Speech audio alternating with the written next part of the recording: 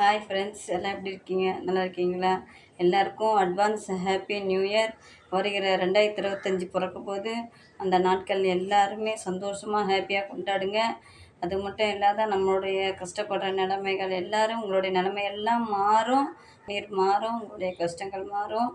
ஆண்டவரை ஜெபம் பண்ணுங்கள், ஆண்டவரை நேசிங்க, மாதாமாவை கூட இருந்து நேசிங்க.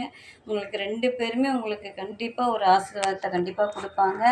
அது மட்டும் இல்லாத நான் டெய்லியும் ஒரு கிட்ஸ் ஏசப்பாவை பற்றி ஒரு பொம்மை குழந்தைங்களுக்காக ஒரு கதை போடுறேன். அந்த வீடியோவை பாருங்கள்.